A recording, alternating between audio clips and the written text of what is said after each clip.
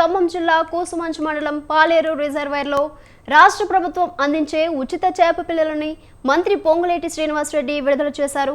MP Ramasahayam రాఘురామరెడ్డి, రాష్ట్ర మత్స్యశాఖ chairman మెట్టు సాయి కుమార్లతో కలిసి చేప పిల్లలను వదిలారు. కుల వృత్తులని ప్రోత్సహించే విధంగా ప్రభుత్వం మత్స్యకారులకు ఉచిత చేప పిల్లలని పంపిణీ చేస్తుందని అన్నారు. వర్షానికి మత్స్యకారుల వలలు తెప్పలు కొట్టుకుని పోయాయని వాటిని ఉచితంగా పంపిణీ చేస్తామని చెప్పారు. వర్షానికి నష్టపోయిన మత్స్యకారులకి ఇల్లు కూడా ఇస్తామని హామీ ఇచ్చారు. ఇచ్చిన ప్రతి మాట ఇందిరమ్మ రాజ్యంలో నెరవేర్చేలా చేస్తానని ఆయన అన్నారు. అనంతరం క్యాంప్ కార్యాలయంలో కళ్యాణి లక్ష్మి, షాదీ ముబారక్ చెక్కులను లబ్ధిదారులకు అందజేశారు.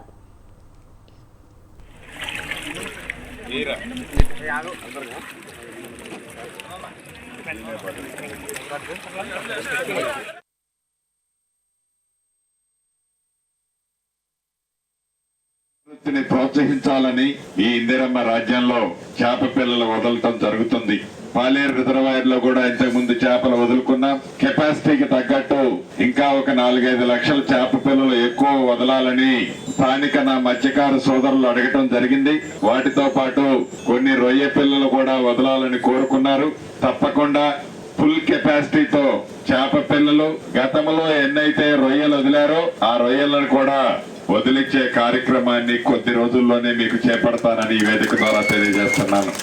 ఏదైతే ఆగస్టు నెలలో కని విని ఎరగని వరదలు వచ్చాయి సెప్టెంబర్ మొదటి వారంలో, ఆ వరదల్లో నా మత్స్యకారులు నిత్యము వాడే వలలు గాని తెప్పలు గాని ఆ వరదల్లో కొట్టుకుపోయాయి. ఆ మత్స్యకార సోదరులు నిజంగా ఇబ్బంది పడుతున్నారు. వీలైనంత తొందరలోనే ఏదైతే నష్టం జరిగిందో ఆ నష్టాన్ని ప్రభుత్వ పక్షాన ఎలా చేయాలి అనేది యుద్ధ ప్రాతిపదిక మీద ఇప్పుడే ఆదేశాలు ఇచ్చాను.